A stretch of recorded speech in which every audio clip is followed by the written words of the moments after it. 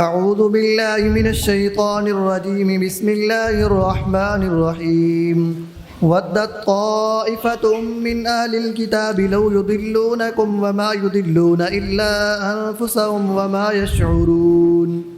اہل کتاب کے ایک گروہ کی دلی خواہش ہے کہ وہ تمہیں کسی طرح گمراہ کر دیں، اور حال یہ ہے کہ وہ نہیں گمراہ کرتے مگر اپنے آپ کو، اور وہ شعور نہیں رکھتے۔ بسم اللہ الرحمن الرحیم۔ ودت طائفۃ، ایک گروہ نے چاہا، من اہل الکتاب، اہل کتاب میں سے، لو یضلونکم، کاش تمہیں گمراہ کر سکے۔ لو کا معنی اگر یا کاش۔ اہل کتاب سارے کے سارے ہی مسلمانوں کے مخالف ہیں، لیکن طائفہ کا یہ چاہنا، طائفہ کا معنی ایک گروپ، ایک گروہ، اس کا یہ چاہنا کہ یہ مسلمانوں کو گمراہ کر سکیں۔ اس کا مطلب یہ ہے کہ ان کے جو لیڈر ہوتے ہیں، جو سوچ بچار رکھنے والے سازشی لوگ ہوتے ہیں، وہی بڑھ چڑھ کر کام کرتے ہیں اور عوام کو استعمال کرتے ہیں۔ وما یضلون الا انفسهم، اور یہ لوگ اپنے آپ کو ہی گمراہ کریں گے، آپ لوگوں کا کچھ نہیں بگاڑ سکیں گے۔ وما یشعرون، لیکن انہیں عقل نہیں اور سمجھ نہیں۔ اس کا طریقہ اس طرح رہا ہے اور اب بھی ہوتا ہے کہ اللہ کریم جل شانہ کی تقدیر غالب رہتی ہے، یا بعض نیک لوگوں کی دعائیں، اور اس زمانے میں خاص طور سے نبی کریم صلی اللہ علیہ وآلہ وسلم کی اپنی وجودی برکت اور آپ کی رہنمائی اور تربیت اور حکمت عملی اتنی مضبوط ہوتی تھی کہ ان لوگوں کی سازشیں دھری کی دھری رہ جاتی تھیں، اور بعض اوقات ان کی سازشیں ان کے اپنے گلے پڑ جاتی تھیں۔ کوئی مسلمانوں کا کچھ نہیں بگاڑ سکتا اگر مسلمانوں کی اپنی حکمت عملی مضبوط ہو۔ یا اہل الکتاب لم تکفرون بآیات اللہ وانتم تشہدون۔ کتاب والو، کیوں کفر کرتے ہو اللہ کی آیتوں کے ساتھ حالانکہ تم خود گواہ ہو؟ اب اہل کتاب کو اللہ تعالیٰ مخاطب ہو کے فرما رہا ہے، لما، کیوں، تکفرون، تم کفر کرتے ہو۔ یعنی یہ جو کچھ بھی چاہیں مسلمانوں کے خلاف، یہ ایڑی چوٹی کا زور لگا لیں، کامیاب تو ہونا کو نہیں، لیکن اللہ تعالیٰ ان کو بھی مخاطب ہو کے فرما رہا ہے کہ ناکام کوششیں کرتے ہی کیوں ہو، حالانکہ تم جانتے ہو وہ جو طائفتن کا لفظ ہے وہ گروہ خاص طور سے پڑھا لکھا گروہ تھا، تو ان کو بتایا جا رہا ہے کہ تم لوگ جان بوجھ کر دلائل کو جانتے ہوئے میرے محبوب صلی اللہ علیہ وآلہ وسلم کی پہچان، شناخت اور آپ کے جلوہ افروز ہونے کی جو نشانیاں تھیں، وہ ساری کی ساری جاننے کے باوجود تم اپنی غلط حرکت سے باز کیوں نہیں آ رہے؟ یا اہل الکتاب لم تلبسون الحق بالباطل وتکتمون الحق وانتم تعلمون۔ اے کتاب والو، کیوں ملاتے ہو حق کو باطل کے ساتھ، اور کیوں حق چھپاتے ہو حالانکہ تم جانتے ہو؟ یہ سورۃ بقرہ میں ایک بات گزر چکی ہے، وَلَا تَلْبِسُوا الْحَقَّ بِالْبَاطِلِ وَتَكْتُمُوا الْحَقَّ وَأَنْتُمْ تَعْلَمُونَ۔ سورۃ بقرہ کی آیت نمبر 42 تھی، یہ بھی ملتی جلتی بات ہے۔ چلیے جی۔ وقالت طائفة من أهل الكتاب آمنوا بالذي أنزل على الذين آمنوا وجه النهار واكفروا آخره لعلهم يرجعون۔ اور اہل کتاب کے ایک گروہ نے کہا کہ تم صبح کو ایمان لاؤ اس چیز پر جو مسلمانوں پر نازل ہوئی، اور شام کو اس کے منکر ہو جاؤ، شاید وہ پھر جائیں۔ سازش کی انتہا ہو گئی کہ آپس میں انہوں نے ملی بھگت کی کہ کچھ بندے پکے پکے ان کے اندر چلے جاؤ اور ان کے ساتھ ہو کر مسلمان ہو جاؤ، اور تھوڑی دیر کے بعد واپس آ جانا کہ جی ہم نے ادھر جا کے دیکھا ہے، ان کے اندر رہ کے دیکھا ہے، ان کی تعلیم پا کے دیکھا ہے، تو ہمیں سمجھ آئی ہے کہ یہ لوگ تو بڑے غلط ہیں۔ ہم دور دور بیٹھ کے سنتے تھے، لیکن اب تو ہم نے باقاعدہ ان کے اندر جا کے دیکھ لیا ہے، تو دیکھ لو ہم اب واپس جا رہے ہیں، تو اب تو دنیا کو سمجھ جانا چاہیے کہ یہ لوگ غلط ہیں۔ یہ یہودی اس حد تک نبی پاک صلی اللہ علیہ وآلہ وسلم کے پیچھے پڑے ہوئے تھے۔ تو یہاں سے پتہ چلتا ہے کہ ان لوگوں کو صرف اختلاف ہی نہیں تھا، بلکہ جیسے کہتے ہیں نا، جو میں نے لفظ بولا پیچھے پڑے ہوئے ہونا، یہ لوگ باقاعدہ پیچھے پڑے ہوئے تھے۔ لیکن اللہ تعالیٰ جل شانہ کے فضل سے ان کو منہ کی کھانا پڑی۔ ولا تؤمنوا إلا لمن تبع دينكم قل إن الهدى هدى الله أن يؤتى أحد مثل ما أوتيتم أو يحاجوكم عند ربكم قل إن الفضل بيد الله يؤتيه من يشاء والله واسع عليم۔ اور تم کسی کی بات نہ مانو لیکن اسی کی جو تمہارے دین کا پیرو ہو، فرما دیجئے بے شک اصل ہدایت اللہ ہی کی ہدایت ہے، اور یہ بھی نہ مانو کہ کسی اور کو بھی دیا جا سکتا ہے جیسے تمہیں دیا گیا، یا کوئی حجت قائم کر سکتا ہے تم پر تمہارے رب کے پاس۔ آپ فرما دیجئے بے شک نعمت اللہ کے قبضے میں ہے، اور وہ جسے چاہتا ہے عطا فرماتا ہے، اور اللہ بہت وسعت والا خوب جاننے والا ہے۔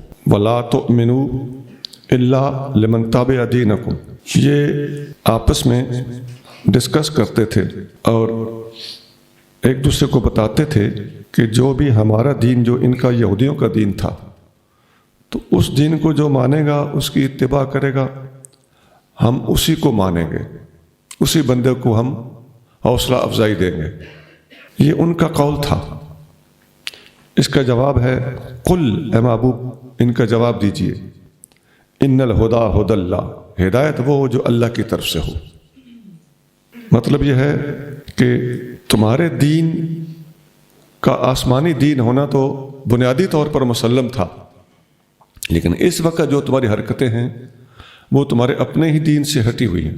لہذا ہمارا یہ کہنا بجا ہے کہ ہدایت وہ جو اللہ کی طرف سے ہو، یعنی جو اللہ کی طرف سے تورات، زبور آئی تھیں وہ حق تھیں۔ اس وقت تم چونکہ بگڑ چکے ہو، لہذا اب ہم ہدایت اگر مانیں گے تو قرآن کو مانیں گے، کیونکہ قرآن تورات اور زبور کی طرح اللہ کی طرف سے آیا ہے، اور تمہاری تحریفات اور تبدیلیاں اور تمہاری اپنی ماری ہوئی ڈنڈیاں یہ ہدایت نہیں ہے۔ ان یوتا احد، تم لوگوں کو اصل تکلیف یہ ہے مثل ما اوتی تم، کہ تم جیسی آسمانی ہدایت کسی اور کو کیوں ملی۔ اصل رولا اندر یہ ہے، او یحاجوکم عند ربکم، یا یہ مسلمان لوگ ہمارے رب کے ہاں ہمارے خلاف حجت کیوں قائم کر سکیں، یہ تمہیں تکلیفیں ہیں۔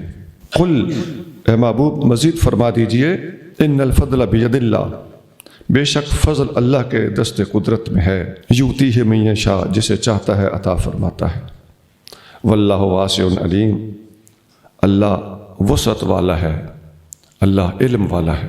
یہ آیت قرآن شریف کی مشکل آیات میں شمار کی جاتی ہے۔ اس کا جو ترجمہ میں نے لکھا ہے بڑے آرام سے سمجھ میں آنے والا ترجمہ ہے انشاءاللہ۔ يختص برحمته من يشاء والله ذو الفضل العظيم، خاص کرتا ہے اپنی رحمت کے ساتھ جسے چاہے، اور اللہ بڑے فضل والا ہے۔ یختص، خاص کر لیتا ہے، برحمت ہی، اپنی رحمت کے ساتھ، من یشاء، جسے چاہتا ہے، جیسا ایک اور جگہ پہ آتا ہے ذالک فضل اللہ یؤتیہ من یشاء، یہ اللہ کا فضل ہے، اللہ جسے چاہتا ہے اسے عطا کرتا ہے۔ ایک آیت کی تفسیر دوسرے مقام پر موجود ہے، اور قرآن شریف کا یہ انداز بہت پیارا ہے کہ ایک ہی بات کو مختلف لفظوں میں مختلف موقع ہے محل کے اعتبار سے ارشاد فرماتا ہے۔ ومن أهل الكتاب من إن تأمنه بقنطار يؤديه إليك ومنهم من إن تأمنه بدينار لا يؤديه إليك إلا ما دمت عليه قائما ذلك بأنهم قالوا ليس علينا في الأميين سبيل ويقولون على الله الكذب وهم يعلمون۔ اور اے مخاطب، اہل کتاب سے کوئی وہ ہے کہ اگر تو اس کے پاس مال کا ڈھیر امانت رکھ دے تو وہ تجھے ادا کر دے گا، اور ان میں سے کوئی وہ ہے کہ اگر تو اس کے پاس ایک اشرفی امانت رکھ دے تو وہ تجھے واپس نہ کرے گا مگر جب تک تو اس کے سر پر کھڑا رہے۔ یہ اس لیے کہ انہوں نے کہہ دیا کہ ان پڑھوں کے مال لینے میں ہم پر کوئی مواخذہ نہیں، اور وہ اللہ پر جھوٹ باندھتے ہیں جان بوجھ کر۔ اہل کتاب میں دو طرح کے لوگ بتائے گئے ہیں۔ ایک یہ کہ اہل کتاب ہونے کے باوجود، یعنی ابھی تک اسلام نبی کریم صلی اللہ علیہ وسلم اور قرآن کو قبول نہیں کیا ہوا، سابقہ اہل کتاب مذہب پر قائم ہیں، ان میں بھی ایماندار ہیں، آگے ایمان نہ لانا ایک اور بات ہے، لیکن دیانت ان کے پاس اور شرافت موجود ہے۔ یہی وہ لوگ تھے جو بعد میں اپنے اندر کی شرافت کی وجہ سے مسلمان بھی ہو گئے۔ ان میں اس آیت کی تفسیر میں حضرت عبداللہ بن سلام اور ان کے ساتھیوں کا تذکرہ بطور خاص موجود ہے۔ یہ اپنے وقت میں بھی اسلام کے ظہور سے پہلے بھی شریف آدمی ہوا کرتے تھے، اور کچھ ایسے ہیں جو ایمان نہیں لائے اور اسلام کے خلاف سرکشی اور مسلمانوں کو امی سمجھنے کی وجہ سے کہتے ہیں کہ ان کا مال کھا پی جانا کوئی حرج نہیں ہے، یہ کون سا سمجھدار بندے ہیں اور اہلیت والے بندے ہیں، ان کی اوقات ہی کیا ہے۔ اس قسم کی ذہنیت کی وجہ سے یہ لوگ ان کی کسی چیز کو کھا پی جانا اور اس کے اندر خیانت کر لینا اپنا علمی حق سمجھتے تھے، اور اللہ تعالیٰ کے بارے میں جھوٹ بولتے تھے، اور اس قسم کی تقسیم جو کرتے تھے علمی طبقاتی اور اپنے آپ کو پڑھا ہوا اور دوسروں کو نہ پڑھا ہوا سمجھنا، تو یہ ان کی غلط فہمی تھی اور جان بوجھ کر کرتے تھے۔ حدیث شریف میں آتا ہے ان ابی ہریرہ رضی اللہ عنہ ان النبی صلی اللہ علیہ وسلم ان رجلا من بنی اسرائیل سأل بعض بنی اسرائیل یسلفہ 1000 دینار۔ ایک آدمی نے جو بنی اسرائیل کا تھا، اس نے اپنے زمانے کے کچھ لوگوں سے 1000 دینار کا قرض لیا اور طے یہ پایا تھا کہ میں یہ آپ لوگوں کو قرض واپس کر دوں گا۔ وہ سمندر پار چلا گیا، رہتا سمندر پار تھا، تو 1000 دینار ان سمندر کے اس کنارے والوں سے قرض لے کر گیا تھا۔ جب واپسی کی ڈیٹ تاریخ آ پہنچی تو بے چین ہوا، واپس بھیجنے میں مخلص تھا۔ فلم یجد مرکبہ، اسے کوئی سواری کشتی وغیرہ نہیں ملی کہ وہ واپس آئے اور پیسے دے دے۔ فأخذ خشبة فنقرها فأدخل فيها 1000 دینار، اس نے کھجور کا ایک تنا، لکڑی کا ایک ٹکڑا پکڑا، اس میں اس کو کھود کر اندر اس کے جگہ بنائی، اس کے اندر وہ دینار بھر دیے، اور باہر سے لکڑی کا وہ ڈھکن، جیسا تربوز کو ٹک لگاتے ہیں کچا پکا دیکھنے کے لیے، وہ ڈھکن اوپر سے اس نے بند کر دیا اور مضبوط بند کر کے فرما بہا فی البحر، اس نے سمندر میں ڈال دیا اور کہنے لگا میرے اللہ، میں اس کا قرض واپس کرنے میں مخلص ہوں، میرے پاس اور کوئی چارہ نہیں، میں تیری قدرت اور کرم کے حوالے کرتا ہوں۔ اس نے سمندر میں ڈال کر اس کو دوسرے کنارے کی طرف دھکا دے دیا۔ فخرج الرجل الذی کان اسلفہ، وہ آدمی جس نے اس کو قرض دیا ہوا تھا وہ کہیں سمندر کے کنارے پہ گیا تو فاذا ہوا بالخشبۃ، وہ کیا دیکھتا ہے کہ سامنے ایک کھجور کا تنا پڑا ہوا ہے۔ فأخذها لأهله حطبا، وہ اپنے گھر لے آیا کہ ایندھن کے طور پر اس کو چولہے میں جلاؤں گا۔ آگے وہ پوری حدیث ہے، فلما نشرها وجد المال فيها، جب اس نے اس کو چیرا تو اس کے اندر اپنا مال پایا۔ پھر عرصہ دراز کے بعد اس بندے سے ملاقات ہو ہی گئی تو اس نے بتایا کہ میں نے یہ کام کیا تھا۔ اس نے کہا اچھا وہ تم تھے، تو تمہارے پیسے مجھ تک اس طریقے سے پہنچ گئے تھے۔ یہ ایمانداری تھی، دیانت داری تھی، اور بھیجنے والے اور قبول کرنے والے دونوں کے اندر شرافت موجود تھی۔ وہ نہ بھیجتا یہ بھی ممکن تھا، اور یہ وصول پا کر مکر جاتا یہ بھی ممکن تھا، لیکن دونوں کے اندر دیانت داری تھی۔ یہ ہے اس آیت کے الفاظ کی تفسیر کہ اہل کتاب میں کچھ اس طرح کے بھی ہیں کہ اگر ان کے ہاتھ میں قنطار خزانے دے دیے جائیں تو وہ واپس کرنے کو تیار ہے۔ یہ حدیث بخاری شریف میں ہے، حدیث نمبر 1498۔ حضرت سعید بن جبیر رضی اللہ تعالیٰ عنہ تابعی ہیں، یہ فرماتے ہیں کہ لما قال اہل الکتاب، جب اہل کتاب نے یہ لفظ بولے ذالک بانہم قالوا لیس علینا فی الامیین سبیل، کہ یہ امیوں کا ہمارے اوپر کوئی حق نہیں ہے، ان کا ہمارے لیے کوئی بس بھی نہیں چلتا۔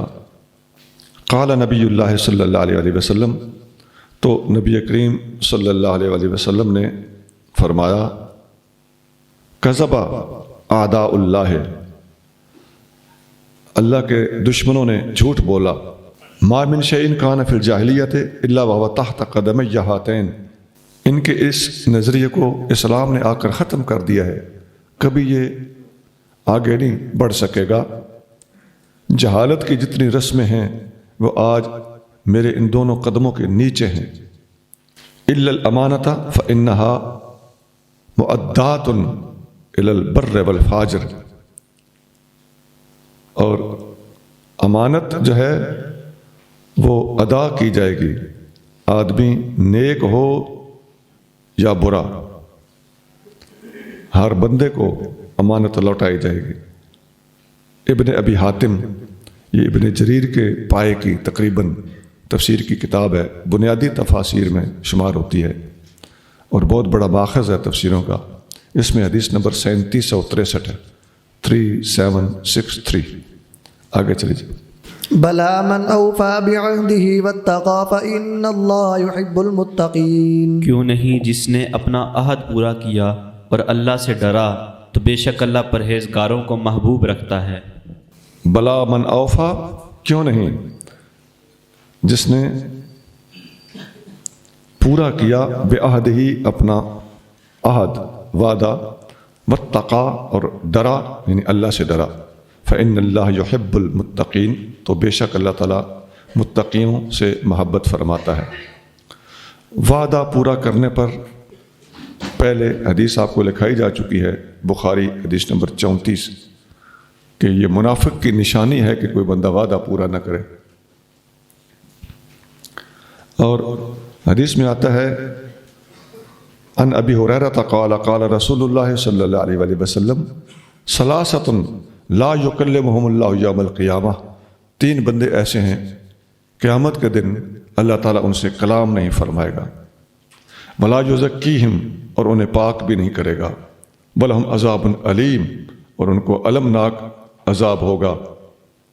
رجل بایع اماما، ایک آدمی جو حکمران کے ہاتھ پر بیعت کرے، فإن أعطاه وفا لہو، اگر وہ اسے کچھ دیتا رہے تو یہ بیعت نبھاتا رہے، وإن لم یعطہ لم یف لہو، اور اگر اس کو آگے سے کچھ نہ ملے تو یہ بیعت توڑ دے۔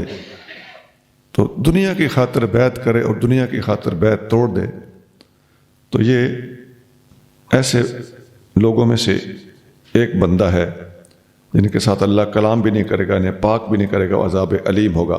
یہ حدیث ترمذی شریف میں ہے، حدیث نمبر 1595۔ ان الذين يشترون بعهد الله وايمانهم ثمنا قليلا اولئك لا خلاق لهم في الاخره ولا يكلمهم الله ولا ينظر اليهم يوم القيامه ولا يزكيهم ولهم عذاب اليم۔ بے شک وہ لوگ جو خریدتے ہیں اللہ کے عہد اور اپنی قسموں کے بدلے تھوڑی سی قیمت، وہ لوگ ہیں کہ ان کا کچھ حصہ نہیں آخرت میں، اور اللہ ان سے کلام نہیں کرے گا اور ان کی طرف نظر رحمت نہ فرمائے گا قیامت کے دن، اور نہ انہیں پاک کرے گا، اور ان کے لیے دردناک عذاب ہے۔ جھوٹی قسمیں اٹھانے والے لوگ جو ہیں چند ٹکوں کی خاطر ان کا آخرت میں کوئی حصہ نہیں اللہ ان سے کلام کرے گا، نہ انہیں نظر رحمت فرمائے گا اور انہیں پاک بھی نہیں کرے گا۔ یہ اوپر جو میں نے حدیث سنائی ہے وہ اس آیت کے تحت بھی بیان کی جا سکتی ہے۔ اور ایک حدیث میں آتا ہے ان عبداللہ بن مسعود رضی اللہ تعالی عنہ قال قال رسول اللہ صلی اللہ علیہ وسلم من حلف یمین صبر لیقطع بها مال امرئ مسلم، جس نے جھوٹی قسم اٹھائی تاکہ کسی مسلمان کا مال لے سکے، لقی اللہ وہو علیہ غضبان، وہ قیامت کے دن اللہ سے ملے گا اس حال میں کہ اللہ تعالیٰ اس پر سخت ناراض ہوگا۔ نبی کریم صلی اللہ علیہ وسلم نے جب یہ بات فرمائی تو فانزل اللہ تصدیق ذالک، اللہ تعالیٰ نے اس کی تصدیق کے طور پر یہ آیت نازل فرمائی ان الذین یشترون بعہد اللہ وایمانہم ثمنا قلیلا، جو اس وقت آپ پڑھ رہے ہیں۔ تو یہی آیت جب آپ ابن مسعود نے پڑھ کے سنائی کہ یہ اس کا شان نزول ہے، تو اس وقت ایک صحابی حضرت اشعث بن قیس رضی اللہ تعالیٰ عنہ ان کے پاس پہنچے، تو ابن مسعود اس آیت کا یہی شان نزول بیان کر رہے تھے یا کر چکے تھے، تو حضرت اشعث رضی اللہ تعالیٰ عنہ نے ان کے شاگردوں سے پوچھا کہ ابن مسعود کیا بتا رہے تھے؟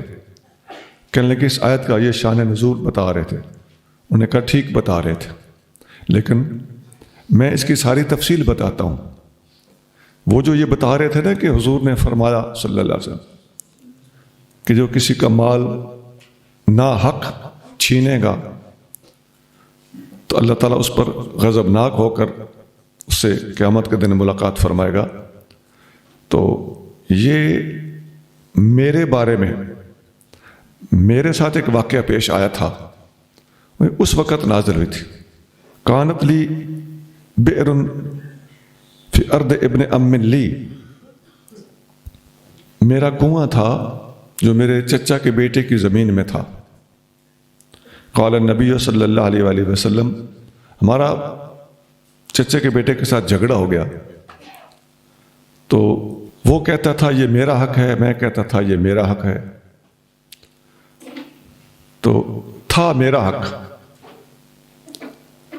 نبی پاک علیہ الصلوۃ والسلام نے فرمایا بینتک او یمینہ، مجھ سے فرمایا اپنے گواہ لے آؤ، نہیں تو پھر وہ قسم اٹھائے گا۔ میں نے اس کی حضور میرے پاس گواہ کوئی نہیں ہے اور ہوں میں سچا، اور اس نے قسم اٹھا لینی ہے، اس کے لیے جھوٹی قسم کوئی مسئلہ ہی کوئی نہیں۔ تو نبی کریم صلی اللہ علیہ وآلہ وسلم نے فرمایا من حلف علی یمین صبر یقطع بها مال امرئ مسلم، بالکل وہی الفاظ ابن مسعود پہلے بتا چکے تھے کہ الفاظ ان کے درست ہیں، لیکن پس منظر یہ ہے۔ تو وہ فیہا فاجر، جب وہ جھوٹا ہوگا اور جھوٹی قسم اٹھائے گا تو لقی اللہ وہو علیہ غضبان، بخاری شریف حدیث نمبر 4549 4549۔ وَإِنَّ مِنْهُمْ لَفَرِيقًا يَلْوُونَ أَلْسِنَتَهُمْ بِالْكِتَابِ لِتَحْسَبُوهُ مِنَ الْكِتَابِ وَمَا هُوَ مِنَ الْكِتَابِ وَيَقُولُونَ هُوَ مِنْ عِنْدِ اللَّهِ وَمَا هُوَ مِنْ عِنْدِ اللَّهِ وَيَقُولُونَ عَلَى اللَّهِ الْكَذِبَ وَهُمْ يَعْلَمُونَ۔ اور بے شک ان میں سے ایسے لوگ ہیں کہ وہ اللہ کی کتاب تورات پڑھنے میں اپنی زبانوں کو مروڑ لیتے اور اس میں تحریف کرتے ہیں تاکہ تم سمجھو کہ وہ کتاب کا حصہ ہے، حالانکہ وہ کتاب سے نہیں، اور کہتے ہیں کہ وہ اللہ کی طرف سے ہے، حالانکہ وہ اللہ کی طرف سے نہیں، اور اللہ پر جھوٹ بولتے ہیں جان بوجھ کر۔ اس آیت میں ان لوگوں کا ذکر ہے جو کتاب کا کوئی لفظ پڑھتے وقت اپنے زبان کو مروڑا دے کر لفظ کے مفہوم کو بگاڑ دیتے تھے، جس کی ایک مثال پہلے گزری ہے۔ صحابہ کرام رائنا کہتے تھے تو وہ رائینا کہہ دیتے تھے۔ اللہ تعالیٰ نے حتتن کا حکم دیا تھا تو وہ حبتن یا بعض کتابوں کے مطابق حنتتن پڑھ دیتے تھے۔ یہ ہے زبان کو پھیرنا اور مروڑا دے کر بات کو بگاڑنے کی کوشش کرنا۔ یلوون، یہ جو لفظ اس کے لیے استعمال ہوتا ہے، یلوون السنتہم، اپنی زبانوں کو پھیرتے ہیں۔ علماء نے لکھا ہے اصل اللی المیل، لی کا اصلی معنی ہوتا ہے میل کا مطلب ہے مائل ہونا، سیدھے پن کی بجائے سجے یا کھبے، رائٹ یا لیفٹ، گھوم جانے کو لیجن کہا جاتا ہے۔ السنہ یہ زبان، لسان کی جمع ہے، اور یلوون السنتہم بالکتاب، اس کا مطلب ہے کہ اپنی زبانوں کو پھیر کر کتاب کے اندر تحریف اور تبدیلی کرتے ہیں، لفظوں کو بگاڑ دیتے ہیں، اور واضح طور پر ایسی تبدیلی کرنے کی کوشش کرتے ہیں کہ لفظ بھی تھوڑا بہت اپنے مادے کے اعتبار سے قائم رہے، اس کا مفہوم بھی بدل جائے۔ ہمارے استاد ہمیں بتاتے تھے کہ تورات، زبور، انجیل، بائبل کو پڑھنا ہو تو ان کی اس حرکت کو ذہن میں رکھا کرو۔ جب تم ان کتابوں میں کوئی ایسا لفظ دیکھو تو سوچ یہ رکھو جو قرآن نے تمہیں گائیڈ کیا ہے کہ یہ لفظ اصل کیا تھا تو انہوں نے بگاڑا کیا ہوگا، تو آپ گہرائی تک پہنچنے میں آسانی محسوس کریں گے۔ اس کی ایک وجہ یہ بھی ہے کہ یہ لوگ جب ترجمہ کرتے تھے، کیونکہ اس وقت جو بائبل موجود ہے ہمارے پاس اردو یا انگلش کی، یہ زیادہ دستیاب ہے، تو اصل زبان جو اس کی ہے، عبرانی ہو یا سریانی ہو، یہ زبانیں تو اس وقت دنیا کے شاید کسی کونے میں بولی بھی جا رہی ہیں کہ نہیں، بالکل مٹ چکی ہوئی زبانیں ہیں، ان کی لغت، ان کے اپنے الفاظ، ان کی ڈکشنریاں، بڑا لمبا کام ہے۔ تو ان میں ترجمے کیے ہوئے ہیں، اور بعض ترجمے ترجموں کے ترجمے ہیں۔ پادریاں نے اصل کتاب دا نام نشان مٹایا، ترجمہ در ترجمہ کر کر حلیہ خوب ونجایا۔ تو ان کی جو ترجمانی ہے اس کی روشنی میں ترجمہ شدہ لفظ کو لے کر اصل لفظ تک پہنچنا، یہ اسی وقت ممکن ہے جب آپ کے ذہن میں یہ ہوگا کہ یہ وہ لوگ ہیں کہ یلوون السنتہم بالکتاب، انہوں نے کتاب کے اندر تبدیلیاں کرنے کے لیے میلان، پھیر اور لفظوں کے اندر ہلکی سی چینج، اس کا مظاہرہ کیا۔ ناموں کے ترجمے بھی کر دیتے تھے تاکہ حقیقت چھپ جائے۔ اب نبی کریم صلی اللہ علیہ وسلم کا اسم گرامی محمد یا احمد، یہ باقاعدہ کتابوں میں موجود تھا، اور برنباس وغیرہ نے اس کے اندر اس وقت بالکل محمد صلی اللہ علیہ وسلم کا لفظ موجود ہے، لیکن یہ ترجمہ کیا کرتے تھے، کہیں منہمنا، کہیں فارقلیت، کہیں وکیل، کہیں شفیع، واقعی ایسا ہی ہے، یہ لفظ انہوں نے ترجمے میں کیے ہوئے۔ بھئی اس میں علم، پراپر ناؤن، جو کسی کا ذاتی نام ہوتا ہے، اس کا ترجمہ کرنے کا کیا تک ہے؟ دیکھیے قرآن شریف میں حضرت یعقوب علیہ السلام کا نام باقاعدہ اس زمانے کے لحاظ سے اسرائیل موجود ہے، اور یعقوب بھی اسی وقت کہا جاتا تھا۔ یعقوب عربی زبان کا لفظ تو نہیں ہے، اسی زمانے کے لحاظ سے بالکل لفظ موجود ہے۔ ابراہیم کا ترجمہ ہم نے نہیں کیا، عیسیٰ اور یسوع کا معنی ہمیں آتا ہے، لیکن قرآن نے وہ معنی استعمال نہیں کیا، مفسرین اس کا معنی کر رہے ہیں۔ قرآن کے اندر عیسیٰ بھی موجود ہے، مسیح بھی موجود ہے، موسیٰ کا معنی ہمیں آتا ہے، ہم نے معنی کو اختیار نہیں کیا، اصل لفظ کو قائم رکھا ہے، یہ ہے دیانتداری۔ لیکن یہ لوگ ناموں کے بھی ترجمے شہروں کے ناموں کے بھی ترجمے کر دیتے تھے۔ یہ حقیقت کو چھپانے کی بڑی علمی سازش۔ فرمایا کہ ان میں سے ایک فریق ہے جو اپنی زبانوں کو پھیر مروڑ کر اس طرح بولتا ہے کہ کتاب کے الفاظ وہ نہیں ہوتے، یہ یوں شو کرتے ہیں جیسے یہ بول رہے ہیں یہ کتاب ہے، یہ اللہ کا فرمان ہو، حالانکہ وہ اللہ کا فرمان نہیں ہوتا، اور یہ کہتے ہیں کہ اللہ کی طرف سے الفاظ آئے ہیں، حالانکہ وہ اللہ کی طرف سے نہیں ہوتے، ان کی اپنی پھیری ہوئی مروڑی ہوئی زبان کا نتیجہ ہوتا ہے۔ ما كان لبشر أن يؤتيه الله الكتاب والحكم والنبوة ثم يقول للناس كونوا عبادا لي من دون الله ولكن كونوا ربانيين بما كنتم تعلمون الكتاب وبما كنتم تدرسون.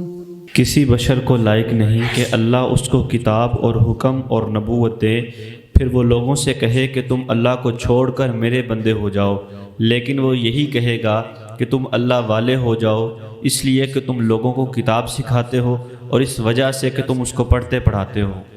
اللہ کا پیارا بندہ ہو، اسے اللہ نے کتاب اور قوت فیصلہ اور نبوت عطا فرمائی ہو اور دانائی، حکمت اور روحانیت سے نوازا ہو، تو وہ لوگوں سے کہے کہ اللہ کی بجائے میرے بندے بن جاؤ. یہ کسی ایسے انسان کو، کسی اللہ کے نبی کو زیب ہی نہیں دیتا، اور نہ ہی کبھی انبیاء نے ایسا کہا ہے، بلکہ ان کا کہنا تو ہمیشہ یہ رہا ہے کہ ربانی بن جاؤ، اللہ والے بن جاؤ. بما کنتم تعلمون الکتاب، بوجہ اس کے کہ تم لوگ پہلے لوگوں کو کتاب سکھاتے تھے، پڑھاتے تھے، تو وہی تمہاری روٹین، وہی تمہارا پرانا طرز عمل جاری رہنا چاہیے. اللہ کے محبوب صلی اللہ علیہ وآلہ وسلم اور آقا صلی اللہ علیہ وسلم سے پہلے والے انبیاء علیہ السلام، اور خاص طور سے اہل کتاب کے وہ انبیاء جن کے نام لے لے کر یہ لوگ لوگوں کو کہتے تھے کہ یہ خدا کا بیٹا ہے اور یہ دوسرا خدا کا بیٹا ہے اور یہ عبادت کا حقدار ہے. تو اللہ تعالیٰ ایک اصول بتا رہا ہے کہ جس بھی پیارے کو ہم نے کتاب، حکمت اور نبوت دی ہو، وہ خود کہے کہ اللہ کو چھوڑ کر میرے بندے بن جاؤ، میری عبادت کرنا شروع کر دو، یہ ہو ہی نہیں سکتا. یہ تم لوگوں کے اپنے گھڑے ہوئے نظریات ہیں، یہ انبیاء علیہ السلام کی تعلیمات نہیں ہیں. حضرت ابو عبیدہ رضی اللہ تعالیٰ عنہ یہ کہتے ہیں کہ سمعت رجلا عالما، میں نے ایک عالم کو کہتے ہوئے سنا، یقول الربانی العالم بالحلال والحرام، ربانی وہ ہوتا ہے جو حلال اور حرام کا عالم ہو، والامر والنہی، اور امر اور نہی کا عالم ہو، العارف بانباء الامت ما کان وما یکون، ربانی وہ ہوتا ہے جو امت کے حالات سے آگاہ ہو، جو کچھ ہو چکا اور جو کچھ ہونے والا ہے. یہ جو کچھ ہو چکا اس کا عالم ربانی کہلاتا ہے، اور جو کچھ ہوگا اس کا بھی عالم ربانی کہلاتا ہے. تو جو کچھ ہو چکا اس کا معنی یہ ہے کہ اسے تاریخی طور پر سابقہ امتوں کے حالات، انبیاء علیہ السلام کے حالات، ان امتوں کا انبیاء علیہ السلام کے ساتھ رویہ اور قبول کرنا یا نہ کرنا، یہ سارے کا سارا اس کے مطالعہ میں ہو.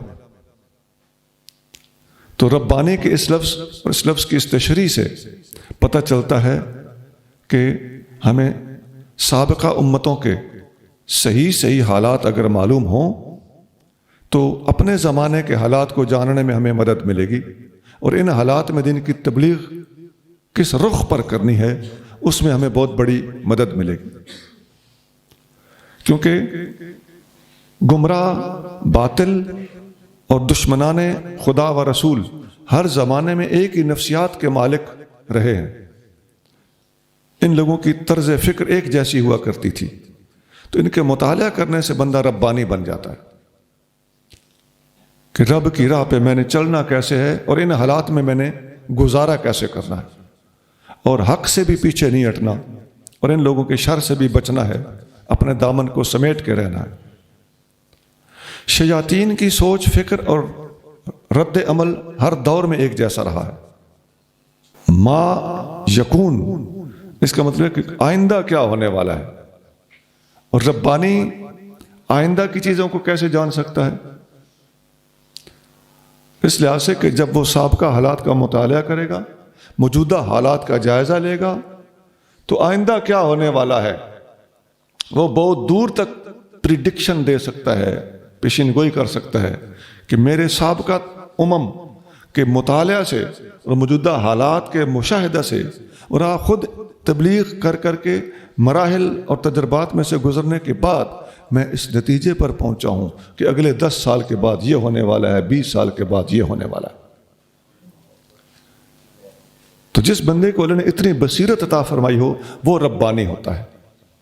ایسا بندہ اپنی اس بصیرت کی وجہ سے اپنے سامنے والے حالات کو ڈیل کرنے میں بھی بہتر راہ عمل اختیار کر سکتا ہے اور اس کی کینچی کا رخ بڑا ٹھیک ہوتا ہے۔ آپ نے دیکھا ہوگا ہم بہت سی باتیں جذبات میں آ کے کہہ دیتے ہیں، حالانکہ وہ بات کہنے کا وقت ابھی نہیں ہوتا۔ ہم فٹافٹ کسی کی تصدیق، کسی کی تائید، کسی کی تردید سب کچھ کر دیتے ہیں، حالانکہ ابھی اس کا وقت نہیں ہوتا۔ ہم بہت دفعہ اپنے خلاف ہونے والے کسی پروپیگنڈا یا کسی تردید کا جواب دیتے وقت فٹافٹ اپنی عزت بچانے کے لیے اپنے نفس کی وجہ سے اس کا جواب دے دیتے ہیں۔ خاص طور سے اس دور میں چونکہ یہ نیٹ کا دور ہے تو فٹافٹ باتیں آ رہی ہیں، تو آگے سے فٹافٹ دھڑ سے اس کا جواب دینا اس کی ضرورت نہیں ہے، ٹھنڈے رہیے۔ اکثر ایسا ہوتا ہے کہ ایک عرصے تک ایک شر اٹھتا ہے، کچھ عرصے کے بعد وہ خود بخود اللہ تعالیٰ کے قہر کا نشانہ بن جاتا ہے۔ تو آپ تھوڑا حوصلہ رکھیں۔ نبی کریم صلی اللہ علیہ وسلم کے سچے اور مخلص غلام بڑی سوچ کر بات کرتے ہیں کہ یار یہ ساری باتیں نبی کریم صلی اللہ علیہ وسلم دیکھ رہے ہیں، اللہ تو سب سے اوپر ہے، وہ تو بدرجہ اولا دیکھ رہا ہے، تو ہم نے کیا بولنا ہے اور کیا نہیں بولنا، کس وقت بولنا ہے اور کس وقت نہیں بولنا، یہ پوری حکمت عملی ٹھنڈے دل کے ساتھ طے ہونی چاہیے، اور مخالفتیں نہ ہوں یہ ہو نہیں سکتا۔ نبی پاک علیہ السلام سے بڑھ کر کون مائی کا لال ہوگا؟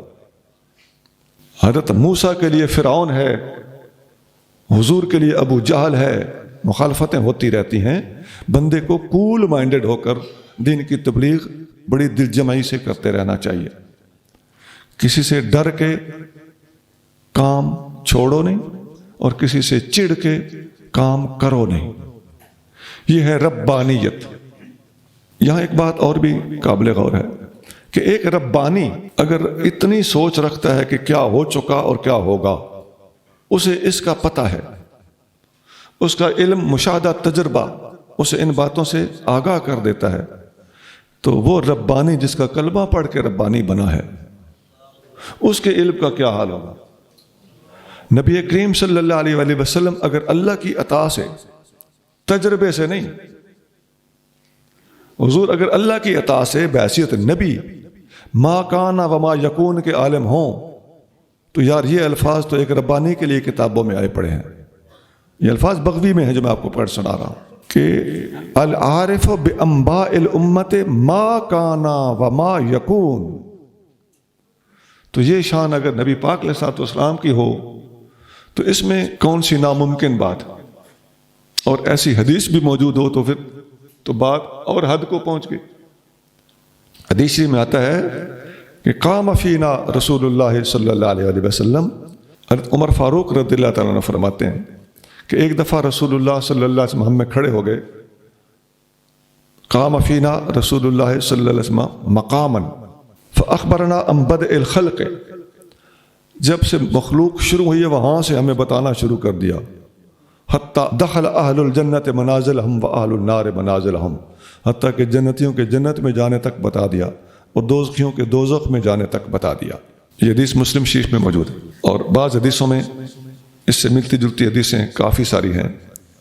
ایک حدیث میں آتا ہے کہ اخبرنا اما کانا، ہمیں بتا دیا جو کچھ ہو چکا ہے، وما ہوا کائن، اور وہ بھی بتا دیا جو آئندہ ہونے والا ہے۔ تو یہ وہی الفاظ ہیں ما کان وما یکون۔ وعن علی رضی اللہ تعالی عنہ، سیدنا علی المرتضیٰ رضی اللہ تعالی عنہ فرماتے ہیں انہ قال هو الذی یربی علمہ بعملہ، ربانی وہ ہوتا ہے جو اپنے علم کی پرورش اپنے عمل سے کرتا ہے۔ وقال محمد بن حنفیہ، حضرت محمد بن حنفیہ فرماتے ہیں یوم مات ابن عباس، جب حضرت عبداللہ بن عباس فوت ہوئے تو اس دن حضرت محمد بن حنفیہ، یہ سیدنا علی مرتضیٰ رضی اللہ تعالیٰ عنہ کے شہزادے ہیں، ابن عباس کی وفات کے دن انہوں نے فرمایا الیوم مات ربانی ہذہ الامہ، آج اس امت کا ربانی فوت ہو گیا۔ یہ تفسیر بغوی ہے، جلد اول صفحہ 375۔ یہ ساری گفتگو اس آیت کے تحت اس تفسیر میں جلد اول صفحہ 375 یہاں موجود ہے۔ عن عدی بن حاتم، حضرت عدی بن حاتم فرماتے ہیں اتیت النبی صلی اللہ علیہ وآلہ وسلم وفی عنقی صلیب من ذہب، میں نبی کریم صلی اللہ علیہ وآلہ وسلم کی خدمت میں آیا تو میرے گلے میں سونے کی صلیب پڑی ہوئی تھی۔ صلیب ایک کراس کا نشان ہوتا ہے جو عیسائیوں کے مذہب کے مطابق عیسیٰ علیہ السلام اس پر لٹکائے گئے تھے، تو اسے صلیب کو وہ متبرک سمجھتے ہوئے گلے میں لٹکاتے ہیں۔ تو فقالا، مجھے جب حضور نے دیکھا کہ میرے گلے میں صلیب ہے تو مجھ سے نبی کریم رؤوف رحیم صلی اللہ علیہ وآلہ وسلم نے فرمایا یا عدیو اطرح عنک ھذا الوسن، یہ بت اپنے گلے سے اتار دے۔ وسمعتہ یقرأ فی سورۃ براۃ، میں نے آپ صلی اللہ علیہ وسلم کو یہ سورۃ براۃ پڑھتے ہوئے پھر سنا۔ آقا نے آگے سے یہ آیت پڑھ کر ان کو سنائی اتخذوا احبارہم ورہبانہم اربابا من دون اللہ، یہودیوں نے اللہ کی بجائے اپنے احبار اور رہبان اور اپنے علماء کو اپنا رب بنا لیا تھا اللہ کو چھوڑ کر۔ اربابن، یہ سورۃ توبہ کی آیت نمبر 31 ہے۔ قال اما انہم لم یکونوا یعبدونہم، نبی پاک علیہ الصلوۃ والسلام نے فرمایا یہ یہودی لوگ اپنے احبار اور رہبان کی عبادت نہیں کرتے تھے، پھر بھی قرآن کہتا ہے کہ انہوں نے انہیں رب بنا لیا، ارباب بنا لیا۔ تو عبادت نہیں کرتے تھے، پھر بھی قرآن نے انہیں کیوں فرمایا کہ یہ انہیں رب مانتے ہیں؟ آقا نے اس کی وضاحت فرمائی بلاکنہم کانوا اذا احلوا لہم شیئا استحلوہ واذا حرموا علیہم شیئا حرموہ۔ رب بنانے کا اللہ تعالیٰ نے ان پر جو حکم رکھا ہے وہ اس لیے کہ یہ اپنے علماء کی حلال کی ہوئی چیزوں کو حلال کر لیتے تھے، جس چیز کو یہ اپنی مرضی سے حرام کہتے تھے اسے یہ لوگ حرام مان لیتے تھے۔ انہوں نے شریعت ان کے ہاتھ میں دی ہوئی تھی۔ یہ حدیث ترمذی شریف میں ہے، حدیث نمبر 3095 3095۔ شریعت کا مسئلہ واضح کرنا یہ علماء کی ذمہ داری ہے، لیکن شریعت میں حلال ہو اور یہ حرام کہے اور حرام ہو اور یہ حلال کہے، یہ یہودیوں والی حرکت۔ ولا يأمركم أن تتخذوا الملائكة والنبيين أربابا أيأمركم بالكفر بعد إذ أنتم مسلمون، نہ وہ تمہیں یہ حکم دے کہ تم فرشتوں اور نبیوں کو معبود بنا لو، کیا وہ نبی تمہیں کفر کا حکم دے گا اس کے بعد کہ تم مسلمان ہو چکے؟ جی، پچھلی آیت کے ساتھ اس کا جوڑ ہے، تعلق ہے، ربط ہے کہ کسی نبی کو یہ زیب نہیں دیتا کہ لوگوں سے کہے کہ میرے بندے بن جاؤ، بلکہ امتیوں کو چاہیے کہ ربانی بن جائیں۔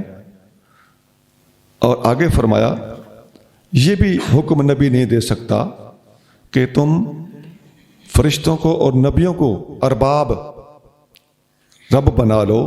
یأمرکم بالکفر بعد اذ انتم مسلمون، کیا تمہیں مسلمان ہونے کے بعد کوئی نبی کفر کا حکم دے سکتا ہے؟ تو فرشتوں اور نبیوں کو ارباب بنا لینا یہ کسی نبی کی تعلیم نہیں ہو سکتی۔ آگے چلیے جی۔ وَإِذْ أَخَذَ اللَّهُ مِيثَاقَ النَّبِيِّينَ لَمَا آتَيْتُكُم مِّن كِتَابٍ وَحِكْمَةٍ ثُمَّ جَاءَكُمْ رَسُولٌ مُصَدِّقٌ لِّمَا مَعَكُمْ لَتُؤْمِنُنَّ بِهِ وَلَتَنصُرُنَّهُ قال أأقررتم وأخذتم على ذلكم إصري قالوا أقررنا قال فاشهدوا وأنا معكم من الشاهدين۔ اور اے محبوب یاد کیجئے جب اللہ نے پیغمبروں سے ان کا عہد لیا کہ جو میں تم کو کتاب اور حکمت دوں، پھر آئے تمہارے پاس عظمت والا رسول تصدیق کرنے والا اس چیز کی جو تمہارے ساتھ ہو، تو ضرور ضرور تم اس پر ایمان لانا اور ضرور ضرور اس کی مدد کرنا۔ فرمایا کیا تم نے اقرار کیا اور اس پر میرا بھاری عہد قبول کیا؟ سب نے کہا ہم نے اقرار کیا۔ فرمایا پس گواہ رہنا اور میں خود تمہارے ساتھ گواہوں میں ہوں۔ یہ آل عمران کی آیت نمبر 81 ہے، اور نبی کریم رؤوف الرحیم صلی اللہ علیہ وآلہ وسلم کی شان سے پورا قرآن، اگرچہ آقا صلی اللہ علیہ وآلہ وسلم کے اوپر اتنی عظیم کتاب کا نازل ہونا ہی پوری کی پوری کتاب گویا حضور کی شان کی مظہر ہے، لیکن ضمناً جو آیتیں خاص طور سے نبی پاک علیہ الصلوۃ والسلام کی شان سے تعلق رکھتی ہیں، ان میں اس آیت کو بڑی اہمیت حاصل ہے۔ اللہ تعالیٰ نے تمام نبیوں سے میثاق لیا کہ جب میں آپ لوگوں کو کتاب اور حکمت دے چکوں، پھر تمہارے پاس وہ رسول آ جائے تو جو تمہارے پاس والی کی تصدیق کرتا ہو، تو تم ضرور اس پر ایمان لاؤ گے اور ضرور اس کی مدد کرو گے۔ یہاں دو طرح کی باتیں مفسرین نے لکھی۔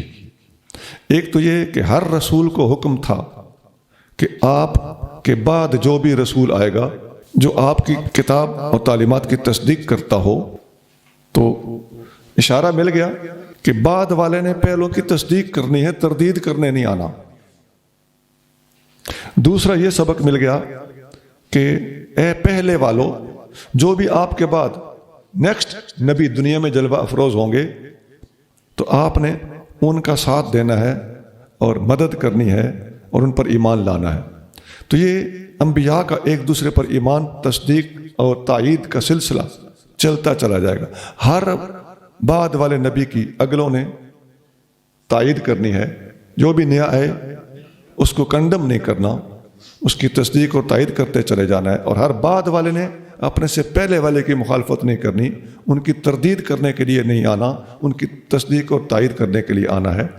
تو یہ سلسلہ جب چلتا رہے گا تو بالآخر آخری نبی تک بات پہنچے گی، تو سارے کے سارے جو پچھلے تصدیقات تھیں وہ ساری کی ساری اکٹھی ہو جائیں گی جب آخری نبی کی باری آئے گی۔ ایک تو یہ ترتیب ہے۔ دوسرے یہ ہے کہ اس آیت میں ڈائریکٹ مراد ہی نبی کریم صلی اللہ علیہ وآلہ وسلم ہے، کہ ثم جاءکم رسول سے مراد ہمارے نبی کریم رؤوف الرحیم صلی اللہ علیہ وآلہ وسلم مراد ہیں، کہ اے سلسلہ انبیاء سارے کے سارے جب دنیا میں آ چکو، تو ایک رہ جائے گا تقریباً 1.25 لاکھ انبیاء میں سے، وہ ہوں گے خاتم النبیین، محبوب رب العالمین محمد کریم صلی اللہ علیہ وآلہ وسلم۔ جب وہ جلوہ افروز ہو جائیں گے اور وہ اپنے سے پہلے والے تمام انبیاء کی تصدیق کریں گے، تو تمام انبیاء اور ان کی امتیں اور جو خاص طور سے اس وقت موجود ہوں گے، سب نے اپنی شریعتیں چھوڑ کر محمد عربی صلی اللہ علیہ وآلہ وسلم کی پیروی شروع کر دینی ہے۔ اب آپ دیکھ لیں، ایک ایک نبی کو حکم ہو کہ اپنے بعد والے کی تصدیق کرنی ہے، تو اس سے بعد والے کی تصدیق، پھر اس کے بعد والے کی تصدیق، پھر اس کے بعد والے کی تصدیق، تو یہ سلسلہ بھی حضور تک پہنچا۔ اور اگر ڈائریکٹلی حضور مراد ہوں کہ تمام انبیاء ایک طرف اور میرے محبوب کے آنے کے بعد سب نے مل کر ان کی تصدیق کو تائید کرنی ہے، یہ صورتحال ہو، تب بھی دونوں صورتوں میں نبی کریم صلی اللہ علیہ وآلہ وسلم ہی کی ذات وہ فائنل ذات ٹھہرتی ہے جس کی تصدیق و تائید تمام انبیاء سابقہ نے کرنی ہے، اور ان کے پیروکاروں نے حضور صلی اللہ علیہ وسلم کا ساتھ دینا ہے۔ اب کلمہ پڑھا جائے گا تو محمد الرسول اللہ کا پڑھا جائے گا۔ تو آیت کے اندر یہ دو احتمالات ضرور ہیں، لیکن بالآخر منتج ہونا وہ نبی کریم صلی اللہ علیہ وسلم کی ذات پر ہے۔ اس نتیجے کا قطعی ہونا، اس میں کسی قسم کا کوئی شک نہیں۔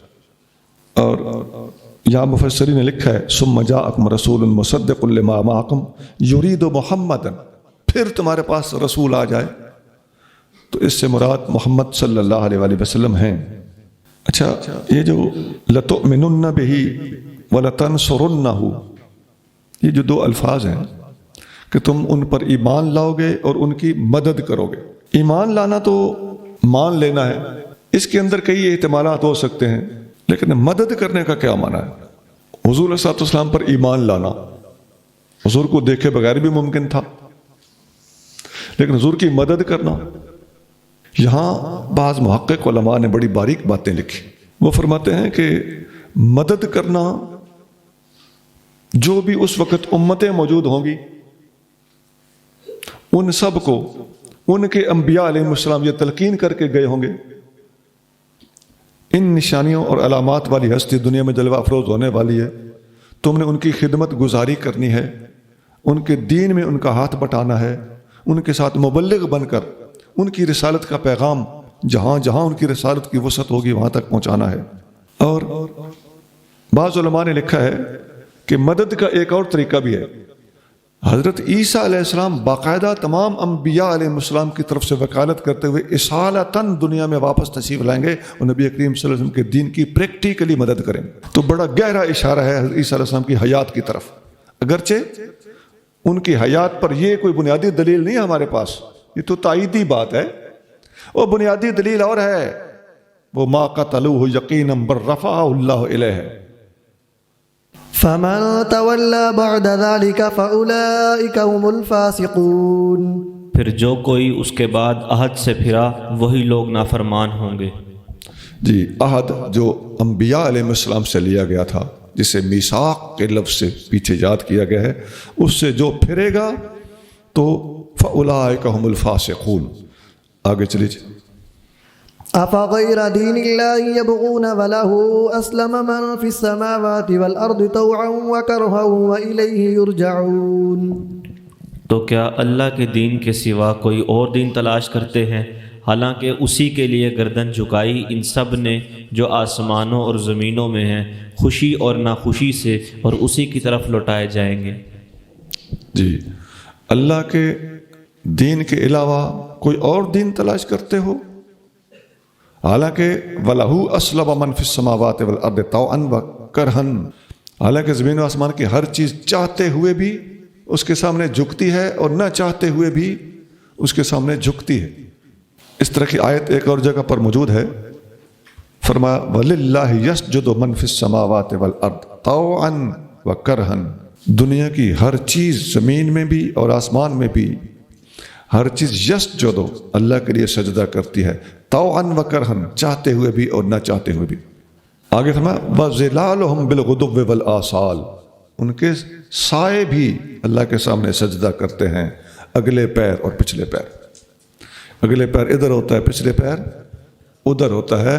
تو اللہ تعالیٰ جل شانہ اس چیز کو بھی سجدہ ریزی سے تعبیر فرما رہا ہے. اور درخت بھی جھکے ہوئے ہوتے ہیں. جب سائے کا ذکر ہے تو درخت بھی کوئی قیام میں ہے اور کوئی درخت رکوع میں ہے, اور کوئی درخت اور کوئی بیل زمین کے اوپر سجود میں ہے. تو یہ کرہن, نہ چاہتے ہوئے بھی ہر چیز اللہ کے سامنے قیام, قعود, رکوع, سجود کے اندر موجود ہے. اس سے ایک اور نقطہ سامنے آتا ہے کہ من فی السماوات, اس کا معنی ہے جو کچھ آسمانوں میں ہے, والارض, اور جو کچھ زمینوں میں ہے. جو کچھ کے اندر صرف جانور, بیلیں, پتھر, پہاڑ ہی نہیں آتے. جو کچھ کے اندر سب سے پہلے تو انسان آئیں گے. تو انسان بھی دراصل اللہ تعالیٰ کے سامنے چاہے نہ چاہے, اس کا شعور چاہے نہ چاہے, اس کا لا شعور بہرحال اللہ کے سامنے ہمہ وقت جھکا ہوا ہے. انسان دلائل پر غور کرے تو انسان اپنی تقدیر کے بارے میں اللہ کے سامنے, اور اگر اللہ کو نہیں مانتا تو کسی ایسی ہستی کے سامنے جھکا ہوا ہے, مجبور ہے, جس کے سامنے اس کا بس نہیں چلتا. دیکھیے, جو لوگ اللہ کو نہیں مانتے, آپ ان سے پوچھ کر دیکھیں کہ تم اللہ کو نہیں مانتے, لیکن تم اپنے ماں کے پیٹ میں جب پڑے تھے تو تم اپنی مرضی سے پڑے تھے یا کسی اور کی مرضی سے؟ کسی اور کی مرضی سے. وہ کون ہے؟ بے شک تم اس کا نام لو نہ لو, وہی وہ کہتا ہے کہ انہیں پتہ ہو یا نہ پتہ ہو مجھے مانتے ہیں. طوعاً و کرہن, تم طوعاً نام نہ لو, کرہن یہ تمہیں ماننا پڑے گا. پھر ماں کے پیٹ میں بچہ گروتھ بھی ہوتی ہے اور نہیں بھی ہوتی. ڈیلیوری اور ولادت کے وقت بچہ سیدھا بھی ہوتا ہے، آڑا بھی ہوتا ہے، عام طریقے سے بھی پیدا ہوتا ہے، الٹا بھی ہوتا ہے، صحت مند بھی ہوتا ہے، کمزور بھی ہوتا ہے، پیٹ میں مر بھی جاتا ہے، زندہ پیدا بھی ہوتا ہے۔ تمہارا بس چلتا تھا یا بس کسی اور کا تھا؟ ہر انسان کہاں پیدا ہوگا؟ اپنے ماں باپ کے گھر کے کمرے میں پیدا ہوگا، ہاسپیٹل میں پیدا ہوگا، سڑک پہ پیدا ہوگا، جہاز میں پیدا ہوگا۔ ایسا ہوتا ہے کہ نہیں؟ جہاز کے اندر ڈیلیوریاں ہو جاتی ہیں کہ نہیں؟ تو یہ کس کا بس ہے؟ یہ طوعاً ہے یا کرہن ہے؟ یہ کرہن ہے، نہ چاہتے ہوئے، بے بسی کے عالم میں ہے۔ بچہ پیدا ہوتا ہے تو بچے کو ماں کا دودھ راس آئے گا یا نہیں آئے گا؟ یہاں مرضی چلے گی یا کرہن کام چلے گا؟ جو کوئی اور چاہے گا، وہ جس کو تم نہیں مانتے، جو وہ چاہے گا وہ ہوگا۔ ماں کا دودھ پیو گے یا بھینس کا پیو گے یا ڈبے کا دودھ پیو گے، تمہارے بس میں نہیں ہے۔ پھر بچہ اس 2 سال کے عرصے میں بیمار بھی پڑ سکتا ہے، اور بچہ اپنی بیماری بتا بھی نہیں سکتا کہ مجھے کیا ہے۔ پھر ڈاکٹروں نے اور حکیموں نے سگنل قائم کیے ہوئے ہیں، نشانیاں بنائی ہوئی ہیں، سمجھنے کی کوششیں کی ہوئی ہیں، اٹکلیں کی ہوئی ہیں کہ بچہ جب روئے اور بار بار اپنے کان کو ہاتھ لگائے تو بچے کے سر میں درد ہے۔ بچہ جب کراہ کراہ کر روئے تو بچے کے پیٹ میں درد ہے۔ بچہ جب سانس اوکھی لے تو بچے کو نمونیا ہے۔ یہ ایسا ہی ہے۔ یہ تمہاری مرضی ہے یا کرہن ہو رہا ہے؟ کرہن ہو رہا۔ پھر آگے بچے کی قسمت، مالدار ہوگا یا غریب، کوئی پتہ نہیں۔ صحت مند رہے گا یا پولیو ہو جائے گا، کوئی پتہ نہیں۔ نظر ٹھیک رہے گی یا اینک لگ جائے گی، کوئی پتہ نہیں۔ یار اپنی اوقات میں رہو۔ میری مرضی میری مرضی، تمہاری مرضی کہاں چل رہی ہے؟ تم اسے مانو یا نہ مانو، مرضی اسی کی چل رہی ہے۔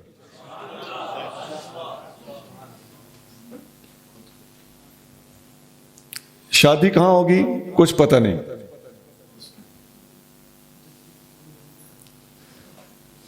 منگی نہیں پر نیندی، لکھی پر نیندی ہے۔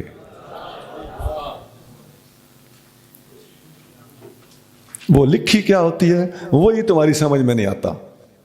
یہی ہے طوعاً و کرہن کا فرق۔ پھر زندگی بھر پتہ نہیں کیسے زندہ رہو گے، مکان اپنا ہوگا یا کرائے کا۔ یہ جتنے بیچارے بھیک مانگتے پھرتے ہیں، جتنے یہ سڑکوں پہ کسی کا ہاتھ کٹا ہوا ہے، کسی کا پیر کٹا ہوا ہے، کسی کی دونوں ٹانگیں کٹی ہوئی ہیں، کوئی بیچاری عزت دار بچی ہے برقع پہن کر ہاتھ پھیلا رہی ہے، کیا اس کا بس نہیں چلتا؟ وہ نہیں چاہتی کہ میں بھی کسی محل کی شہزادی ہوتی؟ ساری کوششوں کے باوجود اس کی نہیں چل رہی، کسی اور کی چل رہی ہے۔ پھر لوگ کہتے ہیں جی ہم اپنی مرضی سے جینا چاہتے ہیں، مرضی سے مرنا چاہتے ہیں۔ مرضی سے جینا بھی تمہارے بس میں نہیں ہے، تم مرضی سے پیدا نہیں ہوئے، اور جینے کی تفصیل تمہاری مرضی میں کیا ہے؟ اور مرضی سے مرنا چاہتے ہیں، اس کا کیا مطلب ہے؟ یہ تو پہلے سے بھی بےہودہ اور ناقص بات ہے۔ مرضی سے مرنے کا کوئی اور طریقہ ہے ہی نہیں سوائے خودکشی کے۔ بھائی کسی کو کچھ پتہ ہے کہاں مرے گا؟ ایکسیڈنٹ سے مر جائے، سڑک پہ مر جائے، پیسہ دولت بادشاہیاں دھری کی دھری رہ جاتی ہیں، ایک اشارہ ہوتا ہے گاڑی الٹ دی جاتی۔ کوئی پتہ نہیں کون سے پہاڑ سے گرے گاڑی اور کلا بازیاں کھاتی ہوئی چور ہو جائے۔ مرضی سے کوئی نہیں مرتا۔ یہودی بھی چاہتے تھے کہ لو یعمر الف سنہ، ہزار سال کی عمر ہونی چاہیے، لیکن مرضی کسی اور کی ہے. اور خودکشی سے مرنے والا بندہ بھی بعض کا خودکشی کرتا ہے اور خودکشی ناکام ہو جاتی ہے. ایسا ہوتا ہے کہ نہیں؟ گولیاں کھا کے بندے بچ جاتے ہیں, کچھ بھی نہیں ہوتا. پھانسی لے کر بندے بچ جاتے ہیں, خود کو آگ لگانے والے بندے بچ جاتے ہیں, دریا اور کنویں میں چھلانگ لگانے والے بندے ہم نے بچتے آنکھوں سے دیکھے. اس کا مطلب ہے کہ فیصلے کسی اور کے چلتے ہیں. اگر سنجیدگی سے پڑھے لکھے انسانوں کی طرح ان گزارشات پہ غور کریں گے تو میرے وہ بچے اور بچیاں جو کسی گندے ماحول میں پھنسنے کی وجہ سے ایک پروپیگنڈے کا شکار ہیں, وہ اللہ اس کے رسول کے سامنے جھکنے میں ہی اپنی خیریت دیکھ لیں گے. تو وَلَهُ أَسْلَمَ مَنْ فِي السَّمَاوَاتِ وَالْأَرْضِ طَوْعًا وَكَرْهًا, آسمانوں اور زمینوں کی ہر چیز اس کے سامنے جھکی ہوئی ہے, چاہے یا نہ چاہے. اور امام جعفر صادق رضی اللہ تعالی عنہ ایک خدا کے منکر سے مناظرہ کر رہے تھے. یہ امام فخر الدین رازی رحمۃ اللہ علیہ نے اپنے تفسیر کبیر کے اندر یہ مناظرہ لکھا ہے. آپ نے اس سے پوچھا, وہ کہتا تھا خدا کوئی نہیں. آپ نے فرمایا تم کاروبار کیا کرتے ہو؟ اس نے کہا میں سمندری تجارت کرتا ہوں. آپ نے فرمایا تمہارا جہاز یا کشتی کبھی طوفان میں پھنسی ہے؟ اس نے کہا ایک دفعہ میں اکیلا تھا اور طوفان آ گیا اور کشتی پھنس گئی. فرمایا ڈر لگا تھا؟ اس نے کہا موت کا ڈر لگ گیا تھا. فرمایا اس وقت تمہارا خیال کسی ایسی ہستی کی طرف گیا تھا کہ اب کوئی ہو تو بچائے؟ اس نے کہا ہاں, کوئی ہوتا تو بچاتا, میرے ذہن میں یہ تو بار بار آ رہا تھا. آپ نے فرمایا فَذَلِكَ إِلَٰهُكَ الَّذِي تَضَرَّعْتَ إِلَيْهِ فِي ذَلِكَ الْوَقْتِ, وہی وہ تیرا رب ہے جو اس آڑے وقت میں تمہیں یاد آ رہا تھا, مگر تمہیں شعور نہیں, تمہیں اس کا پتہ نہیں.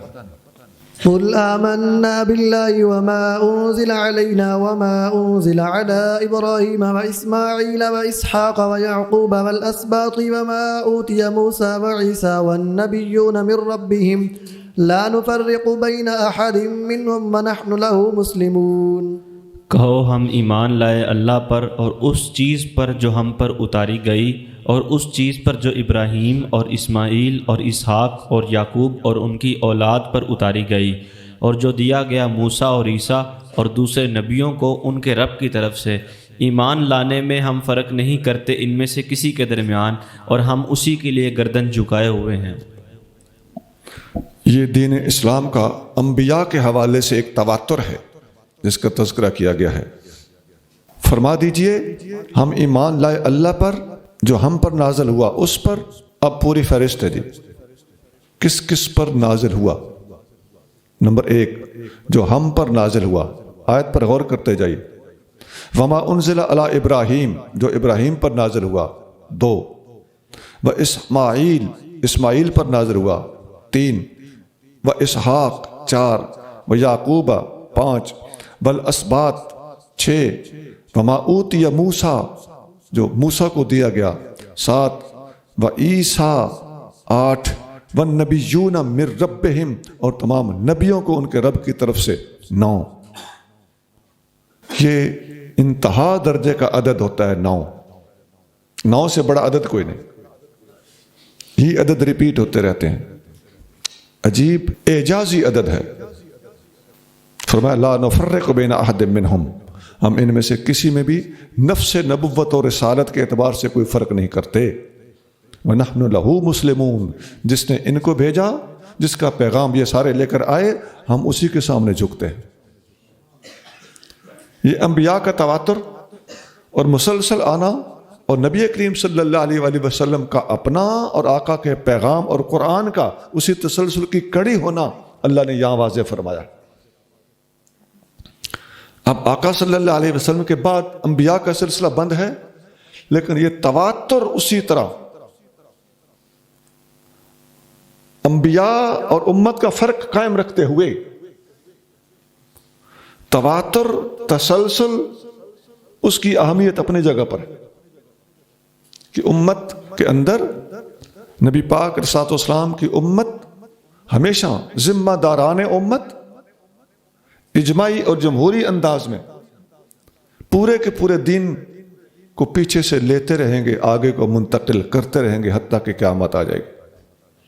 ومن يبتغ غير الإسلام دينا فلن يقبل منه وهو في الآخرة من الخاسرين۔ اور جس نے اسلام کے سوا کسی اور دین کو طلب کیا تو وہ اس سے ہرگز قبول نہ کیا جائے گا اور وہ آخرت میں نقصان پانے والوں میں سے ہوگا۔ ومن یبتغ غیر الاسلام دینا فلن یقبل منہ، اسلام کے علاوہ کوئی دوسرا دین اگر کوئی تلاش کرے گا، الفاظ کیا ہیں؟ کوئی دوسرا دین تلاش کرے گا۔ ومن یبتغ، ابتغاء کا معنی ہوتا ہے ڈھونڈنا، تلاش کرنا۔ مطلب کیا ہے کہ دین تو سیدھے سیدھے تمہارے سامنے، تمہارے پاس موجود ہے اسلام، کبھی سجے منہ مارتے ہو، کبھی کھبے منہ مارتے ہو، کبھی کہتے ہو ہمارا دین ہے ہی کوئی نہیں، کبھی کہتے ہو ہمارا دین انسانیت ہے۔ دین ہے ہی کوئی نہیں، یہ اپنی مرضی والے لوگ ہیں۔ دین انسانیت ہے، یہ انہی کی ایک شاخ ہے۔ انسانیت کوئی دین نہیں، جانوریت کوئی دین نہیں۔ دین اگر ہے تو قرآن کے اندر جگہ جگہ آ رہا ہے۔ یہاں فرمایا جو اسلام کے علاوہ دین تلاش کرے گا اللہ قبول نہیں کرے گا، اور ایک جگہ فرما رہا ہے ان الدین عند اللہ الاسلام، اللہ کے ہاں اگر کوئی دین ہے تو وہ صرف اسلام ہے۔ اور ایک جگہ فرما رہا ہے وَرَضِيتُ لَكُمُ الْإِسْلَامَ دِينًا، اللہ فرما رہا ہے میں نے دین اسلام کو تمہارے لیے پسند کیا ہے، میں جس دین پر راضی ہوں وہ دین اسلام ہے۔ وَهُوَ فِي الْآخِرَةِ مِنَ الْخَاسِرِينَ، اسلام کے علاوہ کسی دین کو اپنا دین بنانے والا یا دین اسلام کی بجائے اپنے دین کا کوئی اور نام دھرنے والا، رکھنے والا، آخرت میں خسارے میں ہوگا۔ كيف يهدي الله قوما كفروا بعد إيمانهم وشهدوا أن الرسول حق وجاءهم البينات والله لا يهدي القوم الظالمين۔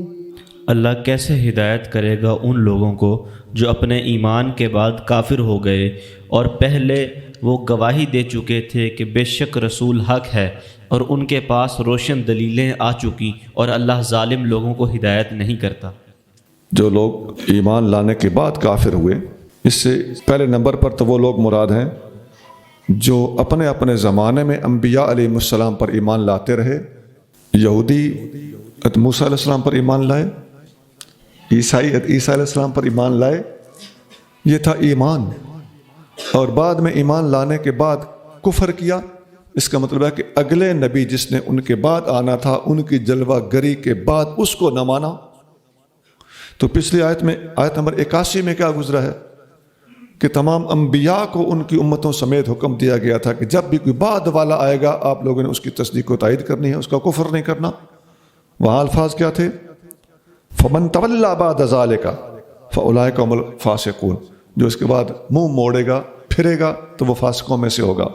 تو یہ ان لوگوں کی بعد میں تفصیل بیان کی جا رہی ہے کہ جن لوگوں نے اپنے اپنے زمانے میں اپنے اپنے انبیاء کا کلمہ پڑھ لیا، مان لیا، لیکن بعد میں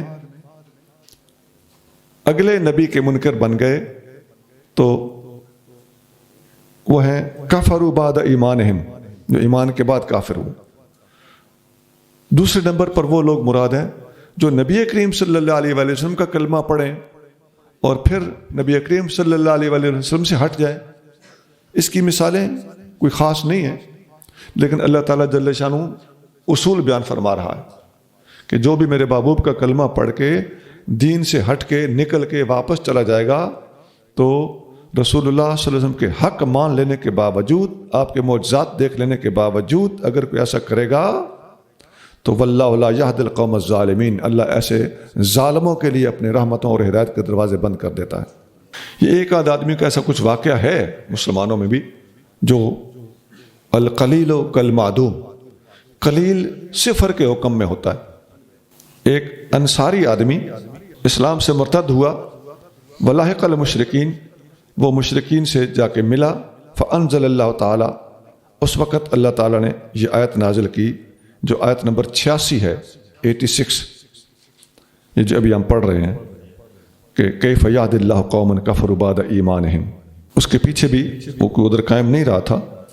تو فبعث بہا قومہ، اور اس کی اپنی قوم یعنی انصاری صحابہ نے اس کے پیچھے اپنے بندے بھیجے، فرجع تائبا، اس سے گفتگو کی، اسے قائل کیا، اس کا ذہن صاف ہو گیا اور وہ توبہ کرتا ہوا واپس آ گیا، فقابل النبی صلی اللہ علیہ وسلم ذالک منہ وخلا عنہ، نبی کریم صلی اللہ علیہ وسلم نے اس کی توبہ قبول کر لی اور اس کو اس کا راستہ چھوڑ دیا اور صحابہ کرام کو اس کی مخالفت کرنے سے منع فرما دیا۔ یہ مسند احمد میں حدیث ہے، انصاری کا مرتد ہونا اور دوبارہ مسلمان ہو جانا، مسند احمد حدیث نمبر 2218، 2218۔ جزاؤهم أن عليهم لعنة الله والملائكة والناس أجمعين، ایسے لوگوں کی سزا یہ ہے کہ بے شک ان پر اللہ کی لعنت ہے اور فرشتوں کی اور سب لوگوں کی، خالدین فیہا لا یخفف عنہم العذاب ولا هم ينظرون، وہ ہمیشہ اسی لعنت میں پڑے رہیں گے، ان سے عذاب ہلکا نہ ہوگا اور نہ ان کو مہلت دی جائے گی۔ اولئک جزاؤہم ان علیہم لعنۃ اللہ والملائکۃ والناس اجمعین، تو جن لوگوں نے ایمان کے بعد کفر اختیار کیا ان کی جزا، ان کا بدلہ کیا ہے کہ ان پر اللہ کی لعنت ہے اور فرشتوں کی اور تمام انسانوں کی لعنت ہے، یہ مرتد کی سزا ہے۔ خالدین فیہا، اسی لعنت میں وہ ہمیشہ ہمیشہ گرفتار رہیں گے۔ لعنت اللہ تعالیٰ کی رحمت سے دوری کو کہتے، لعنت الٹ ہے رحمت کا۔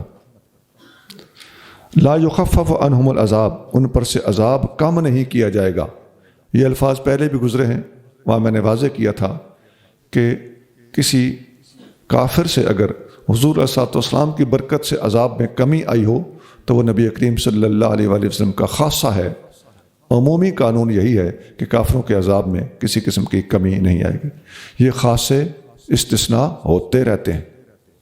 ان استثناءات کو دیکھ کر بعض لوگ گھبرا جاتے ہیں یا سر پہ بازو رکھ لیتے ہیں یا اکڑ جاتے ہیں یا ڈٹ جاتے ہیں، ان کے اندر تطبیق کرنے کی صلاحیت نہیں ہوتی یا تطبیق دینا نہیں چاہتے یا کوئی پھرکی پھنسی ہوئی ہوتی ہے۔ إلا الذين تابوا من بعد ذلك وأصلحوا فإن الله غفور رحيم، مگر جنہوں نے اس کے بعد توبہ کی اور وہ نیک ہو گئے تو بے شک اللہ بہت بخشنے والا بے حد رحم فرمانے والا ہے۔ ہاں، مرتد کے لیے بھی توبہ کرنے کی گنجائش موجود ہے۔ 3 دن تک ہمارے فقہا نے لکھا ہے کہ مرتد ہو جائے کوئی بندہ تو 3 دن تک اس کو روک لیا جائے، بند رکھا جائے، اس کے سامنے اسلام پیش کیا جائے، اس کی غلط فہمیاں دور کرنے کے لیے پوری کوشش کی جائے، تو امید ہے وہ راہ راست پہ آ جائے گا۔ اگر نہیں آئے تو اب اس کی سزا کیا ہے؟ من بدل دینہ فاقتلوہ، جو دین اسلام سے پھرے اسے قتل کر دو۔ یہ قانونی سزا ہے، ہر بندے کا یہ کام نہیں ہوتا کہ اٹھ کے جسے چاہے مار ڈالے۔ إن الذين كفروا بعد إيمانهم ثم ازدادوا كفرا لن تقبل توبتهم وأولئك هم الضالون، بے شک وہ لوگ جنہوں نے اپنے ایمان کے بعد کفر کیا پھر وہ اپنے کفر میں بڑھ گئے، ان کی توبہ ہرگز قبول نہ کی جائے گی اور وہی گمراہ ہیں۔ جو بھی ایمان لانے کے بعد کافر ہو جائیں یعنی مرتد ہو جائیں اور پھر اپنے کفر کے اندر ڈوبتے ہی چلے جائیں، مرتد ہونے کے بعد واپسی کا بھی تو امکان ہوتا ہے نا، جیسا کہ پیچھے جو واقعہ گزر چکا ہے، لیکن اگر ادھر ہی رہ گیا تو اب لن تقبل توبتہم، ان کی توبہ قبول نہیں کی جائے گی، اور اسی پر جو مر جائے گا تو اولئک هم الضالون، وہی لوگ اصل میں گمراہ ہیں۔ ان عائشہ رضی اللہ تعالی عنہا قالت قلت یا رسول اللہ ابن جدعان کان فی الجاہلیت یصل الرحم، یا رسول ابن جدعان یہ ایک آدمی ہے، یہ جہالت کے زمانے میں صلہ رحمی بہت کرتا تھا، ویطعم المسکین، اور مسکینوں کو کھانے کھلاتا تھا، سخی آدمی تھا۔ فہل ذاک نافع، کیا ایمان نہیں لایا تو یہ باتیں اس کو فائدہ دیں گی؟ تو قال آپ علیہ الصلوۃ والسلام نے فرمایا لا ینفعہ، یہ باتیں اس کو فائدہ نہیں دیں گی. کیوں؟ انہ لم یقل یوما رب اغفر لی خطیئتی یوم الدین، اس لیے کہ اس نے دین اسلام کو قبول نہیں کیا تھا، اللہ تعالیٰ سے مغفرت اور معافی کا طلبگار نہیں ہوا تھا. تو گناہوں پر معافی مانگ لینا یا اپنے نبی کا کلمہ پڑھ لینا یہ ضروری ہوتا ہے، اور اس کلمہ پڑھے بغیر اور ایمان لائے بغیر صرف اور صرف اعمال کرنا کسی کام کا نہیں ہوتا. اس لیے حدیث میں آتا ہے کہ اسلم ثم قاتل، پہلے مسلمان ہو پھر جہاد کرنا. یہ حدیث ابن جدعان والی حدیث مسلم شریف میں ہے، حدیث نمبر 214. ایمان کے بغیر عمل کام نہیں دے گا، یہ اس حدیث کا خلاصہ ہے. حضرت قتادہ اور حضرت حسن بصری، یہ دونوں جلیل القدر تابعی ہیں، ان دونوں کا فرمان ہے کہ یہ آیت نزلت فی الیہود، یہ یہودیوں کے بارے میں نازل ہوئی تھی. کفروا بعیسیٰ علیہ السلام والانجیل بعد ایمانہم بانبیائہم، انہوں نے سابقہ انبیاء پر ایمان لانے کے باوجود ان پر ایمان نہیں رکھا تھا. ثم ازدادوا کفرا، پھر یہ کفر میں آگے ہی بڑھتے گئے، نیا کفر کر دیا. کفروا بمحمد والقرآن، انہوں نے یہودیوں نے پہلے انجیل اور عیسیٰ علیہ السلام کا انکار کیا اور پھر قرآن اور محمد صلی اللہ علیہ وآلہ وسلم کا انکار کر کے کفر کے اندر اضافہ کر لیا. حضرت ابو العالیہ وہ کہتے ہیں کہ نزلت فی الیہود والنصارى، یہ آیت یہود اور نصارہ کے بارے میں نازل ہوئی تھی. کفروا بمحمد، جو محمد صلی اللہ علیہ وآلہ وسلم کے منکر ہوئے تھے. لما رأوہ بعد ایمانہم بنعتہ وبصفتہ، جبکہ نبی پاک صلی اللہ علیہ وسلم کی نعت اور آقا کی صفات اپنی کتابوں میں پڑھ چکے تھے. نمبر 3، مجاہد کہتے ہیں نزلت فی جمیع الکفار اشرکوا بعد اقرارہم بان اللہ خالقہم، یہ تمام ہر قسم کے کافروں کے بارے میں نازل ہوئی ہے جو اللہ تعالیٰ کی وحدانیت اور اس کے خالق ہونے کا اقرار کرنے کے بعد اللہ کا شریک ٹھہرانے لگے تھے. ثم ازدادوا کفرا، ایک اقاموا علی امرہم، پھر ان لوگوں کے کفر میں اضافہ ہی ہوتا گیا، جیسے جیسے انکار کرتے گئے، جیسے جیسے ڈٹتے گئے، مقابلے کرتے گئے، جنگیں لڑتے گئے، کفر میں اضافہ ہوتا گیا. تو یہ 3 قسم کے قول ہیں، تینوں اقوال کو جمع کیا جائے تو بالکل ان میں کوئی تضاد نہیں ہے کہ جو لوگ ایمان کے بعد کافر ہوئے اور پھر ان کے کفر میں اضافہ ہوتا گیا، ان کی توبہ قبول نہیں کی جائے گی. یہ یہودی ہوں، یہود و نصارہ دونوں ہوں، اور تیسرے قول کے مطابق ہر قسم کے کفار ہوں. قول الگ الگ ہیں، آپس میں تطبیق بالکل بڑی واضح سی ہے. ولا مانع فی جمع الاقوال الثلاثہ، تینوں اقوال کے جمع کرنے میں کوئی چیز مانع نہیں ہے. یہ تینوں قول تفسیر بغوی میں موجود ہیں، اسی آیت کی تفسیر میں، جلد اول صفحہ 379 379. الذين كفروا وماتوا وهم كفار فلن يقبل من أحدهم ملء الأرض ذهبا ولا افتدى به أولئك لهم عذاب أليم وما لهم من ناصرين.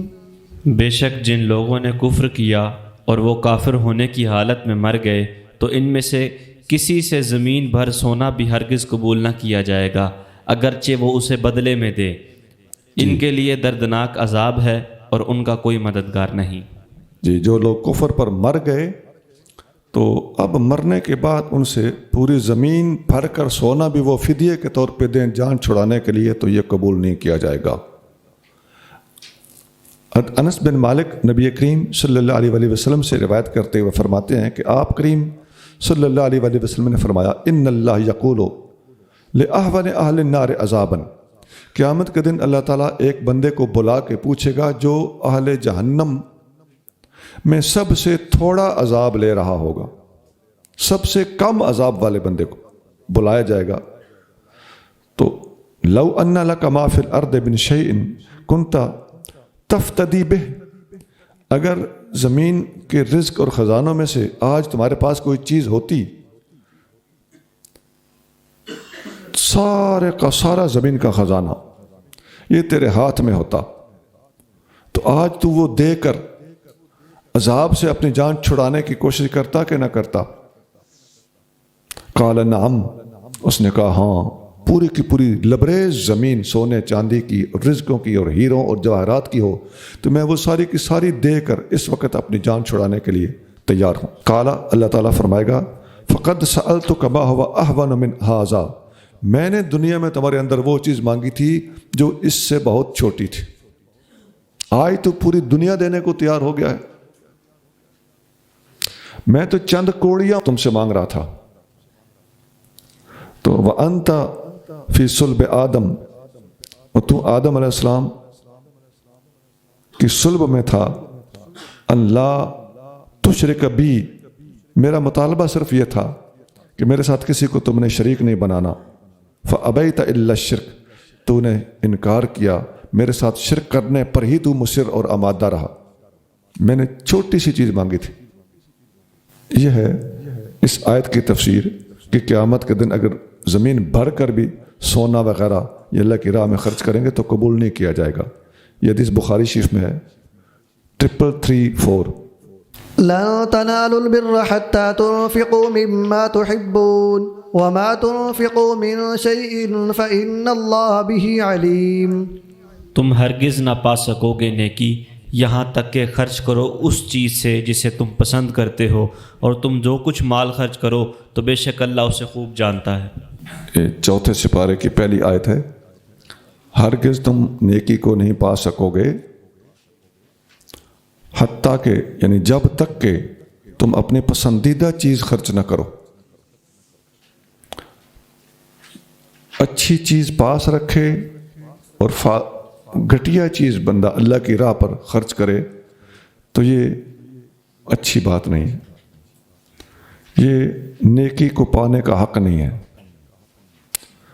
حضرت انس بن مالک رضی اللہ تعالی عنہ فرماتے ہیں کہ حضرت ابو طلحہ، یہ حضرت انس بن مالک کے سوتیلے والد تھے، کانا ابو طلحہ تھا اکثر انصاری بالمدینۃ نخلا، انصاریوں میں سب سے زیادہ کھجوروں کے باغ ان کے تھے۔ وکان احب اموالہ الیہ بیرحاء، اور ان کو سب سے زیادہ پسند وہ باغ تھا جو بیرحاء ہے، وکانت مستقبلۃ المسجد، یہ مسجد نبوی کے دروازے کے بالکل سامنے تھا۔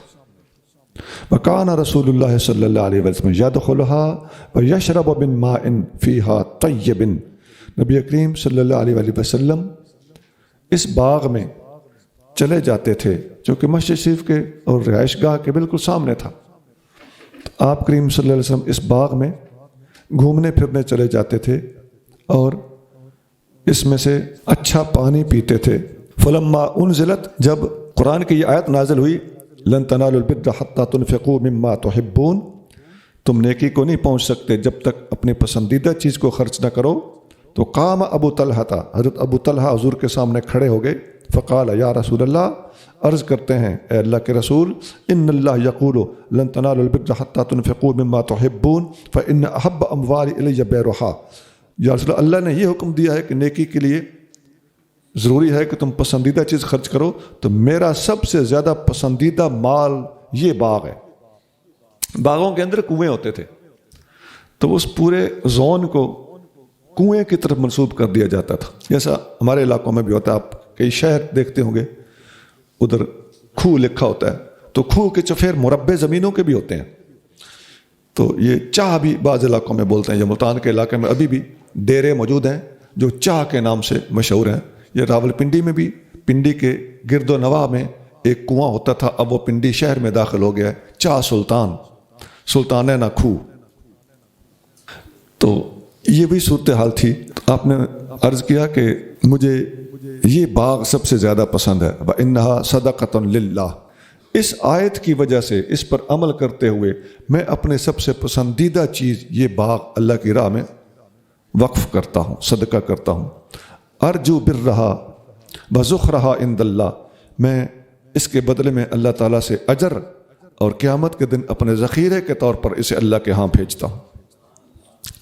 فداها یا رسول اللہ حیث اراک اللہ، یا رسول اللہ آپ جہاں چاہیں اللہ کے حکم سے اسے خرچ کر سکتے ہیں۔ قال رسول اللہ صلی اللہ علیہ وسلم بخ ذالک مال رائح. آپ نے فرمایا کیا بات، ماشاء اللہ، یہ بڑا فائدے والا، بڑا خوشبودار، بڑا نفع بخش مال ہے. ذالک مال رائح، یہ بڑا خوشبودار مال ہے. وقد سمعت ما قلت، اے ابو طلحہ جو تم نے کہا میں نے سن لیا. وانی ارا، اور تم نے کہا ہے کہ جہاں اللہ فرماتا ہے آپ وہاں اس کو خرچ کر دیں، تو پھر میں تمہیں بتاتا ہوں. وانی ارا، میں یہ دیکھ رہا ہوں کہ ان تجعلھا فی الاقربین، تو اس باغ کو میرے حوالے کرنے کے بجائے اپنے رشتہ داروں میں تقسیم کر دے. یہ ہے اللہ کا حکم اور اللہ کا فیصلہ. قال ابو طلحہ، حضرت ابو طلحہ نے عرض کیا افعلو یا رسول اللہ، حضور میں ابھی کرتا ہوں. رشتہ داروں میں تقسیم کرنا شریک واری برادری کے حوالے سے ذرا کڑوا گھونٹ بھی ہوتا ہے، لیکن ان لوگوں کے نفس مرے ہوئے تھے. فقسم ابو طلحہ فی اقاربہ وفی بنی امہ، ابو طلحہ نے اس کو اپنے رشتہ داروں میں اور اپنے چچا کے بیٹوں میں تقسیم کر دیا. قال عبداللہ بن یوسف، عبداللہ بن یوسف کہتے ہیں بروحن، یہ آگے لفظی بحث ہے اس حدیث کے اندر. رائحن کا جو لفظ استعمال ہوا ہے وہ تین طرح سے استعمال ہوا، رائحن، رائحن اور رابحن، وہ ایک الگ بحث ہے. یہ حدیث بخاری شریف میں ہے، حدیث نمبر 4554 4554. حضرت عبداللہ بن مسعود رضی اللہ تعالیٰ عنہ فرماتے ہیں کہ نبی کریم صلی اللہ علیہ وآلہ وسلم نے فرمایا ان الصدق یہدی الی البر، سچ نیکی کی طرف ہدایت دیتا ہے. وان البر یہدی الی الجنت، اور نیکی جنت کی طرف ہدایت دیتی ہے. سچ نیکی کی طرف اور نیکی جنت کی طرف. وان الرجل لیصدق حتی یکون صدیقا، بندہ سچ بولتا رہتا ہے، سچا بندہ ایک دن صدیق کے مقام پر پہنچ جاتا ہے. وان الکذب یہدی الی الفجور، جھوٹ گناہ کی طرف لے جاتا ہے. وان الفجور یہدی الی النار، اور فجور گناہ جہنم کی طرف لے جاتا ہے. وان الرجل لیکذب حتی یکتب عند اللہ کذابا، بندہ جھوٹ بولتا رہتا ہے حتیٰ کہ ایک دن وہ اللہ کے ہاں کذاب لکھا جاتا ہے. سچا صدیق لکھا جاتا ہے اور جھوٹا بالآخر کذاب لکھا جاتا ہے. یہ حدیث بخاری شریف میں ہے، حدیث نمبر 6094 6094. سبحان ربک رب العزت عما یصفون وسلام علی المرسلین والحمد للہ رب العالمین.